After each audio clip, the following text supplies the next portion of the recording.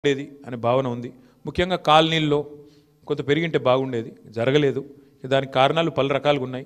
But చూడాలి, భవిష్యత్తులో అన్న మారుతుందేమో చూడాలి.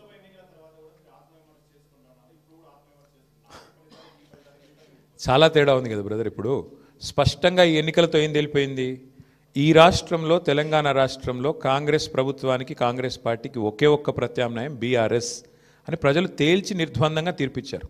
దాదాపు నాకున్న అవగాహన మేరకు మాకు 38-39% ఓటు వచ్చినట్టుంది. ఇప్పుడు కూడా ఇంకా ఫైనల్ అయినట్లేదు. 38 వచ్చిందా 39 వచ్చిందా చూడాలి.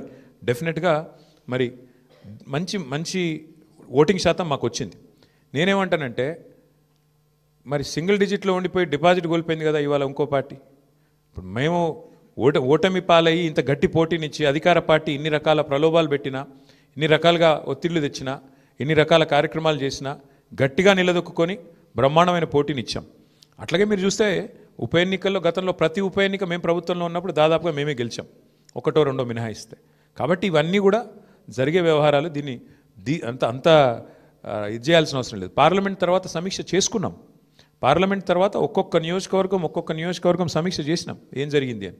పార్లమెంట్ ఒక అసాధారణమైన పరిస్థితిలో జరిగింది. అప్పటికిప్పటికి వచ్చిన తేడా మీరు చూస్తే బీఆర్ఎస్ఏ ప్రత్యామ్నాయం, బీఆర్ఎస్ఏ ప్రధాన ప్రతిపక్షం అని ప్రజలు ఈ జూబ్లీహిల్స్ ఉప ఎన్నికతో స్పష్టమైన తీర్పిచ్చారు. సరే, సహజంగా గెలుస్తామని ఆశించాం, కొంత నిరుత్సాహపడతాం డెఫినెట్గా ఓటమి పాలైనప్పుడు, కానీ నిరాశ లేదు. అది నేను చెప్పేది.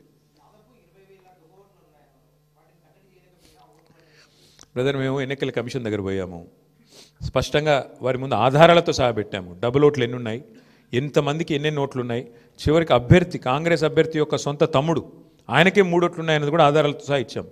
ఇక మీరు అడగాల్సింది ప్రశ్న ఎలక్షన్ కమిషన్ని, మమ్మల్ని కాదు.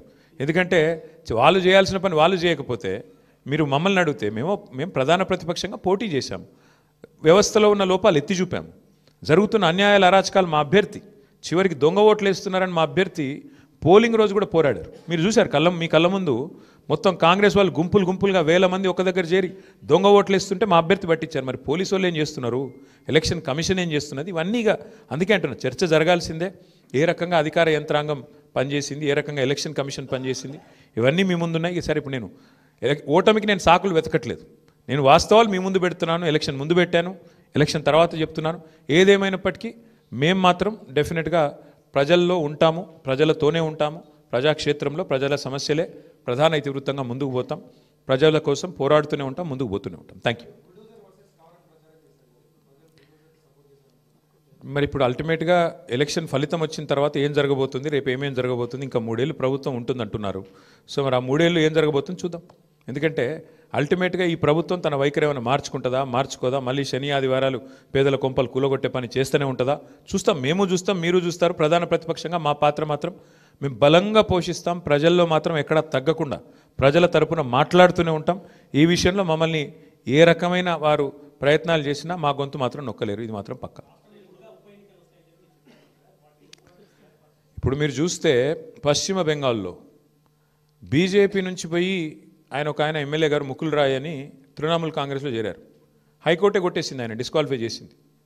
మరి పశ్చిమ బెంగాల్లో జరిగింది ఇక్కడ కూడా జరుగుతుందని మేము కూడా ఆశిస్తున్నాం. ఎందుకంటే న్యాయమే కదా. యాంటీ డిఫెక్షన్లా దేశమంతా ఒకటే ఉంది, బెంగాల్కు వేరే లేదు, తెలంగాణకు ఇంకోటి లేదు. కాబట్టి మేము కూడా ఆశిస్తుంది ఏంటంటే ఇక్కడ కూడా 10 ఉప ఎన్నికలు జరుగుతాయని ఆశిస్తున్నాము. అయితే ఇక్కడ గమ్మత్ ఏంటంటే ఒక్క ఉప ఎన్నికకే మరి ఇంత అపసోపాలు పడ్డారు కాంగ్రెస్ వాళ్ళు. మరి 10 ఉప ఎన్నికలు వస్తే వాళ్ళకి ముచ్చెమటలు బట్టి మరి రాహుల్ గాంధీని, ఇంకా ఇందిరాగాంధీని, ఇక సోనియా గాంధీని అందరినీ దించుతారేమో చూడాలి. కాబట్టి మేమైతే ధైర్యంగా లోకల్ బాడీ ఎలక్షన్ వచ్చినా ఉప ఎన్నిక వచ్చినా అన్నీ ఎదుర్కొంటాం. మాకు కొత్త ఏం కాదు ఇది. 2001 నుంచి కొట్లాడుతూనే ఉన్నాం, భవిష్యత్తులో కూడా కొట్లాడతాం. మాకు ఎన్నికలేం కొట్లాడడం కొత్త కాదు, గెలుపులు ఓటములు అన్నీ చూసాం మేము. ఆ స్థితప్రజ్ఞత మాకుంది.